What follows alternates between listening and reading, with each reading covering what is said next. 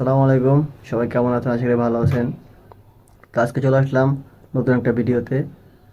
তো আজকে মূল কথা হচ্ছে কি, মালদ্বীপ আসার পরে লোকজন কাজ পায় না কেন, তার কারণটা আপনাদের সাথে শেয়ার করব।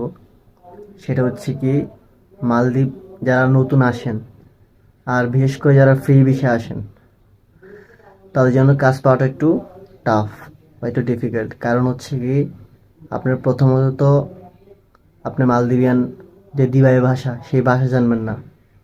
তারপরে কোথায় গেলে কি হবে, কার সাথে কেমনে কথা বলতে হবে, সেটাই তো বুঝবেন না। তাহলে কাজ পাবেন কিভাবে?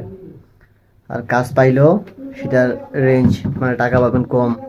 কারণ হচ্ছে আপনি ভাষা বোঝেন না, নতুন আসছেন ফ্রি ভিসায়।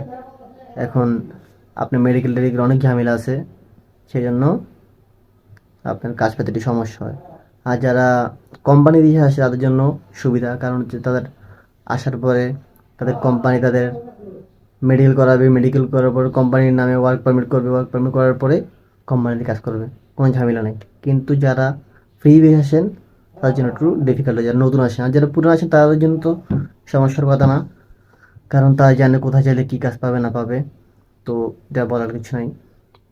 তো মেইন কারণ হচ্ছে কি, এই ফ্রি ভিসা।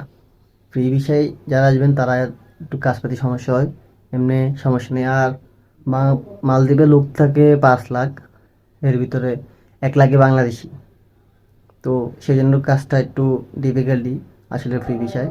তো আপনারা যথাযথ চেষ্টা করবেন, যেহেতু আপনারা মালদ্বীপে আসবেন টাকা কামাইতে, সেহেতু চেষ্টা করবেন যেন কোম্পানি ভিসা আসতে পারেন, যেন টাকার একটু বেতনটা ভালো হয়, সেদিকে খেয়াল রাখবেন।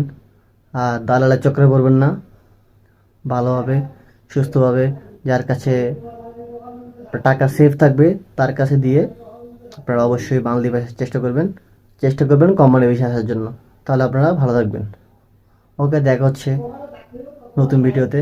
সবাই ভালো থাকবেন, সুস্থ থাকবেন। আসসালামু আলাইকুম।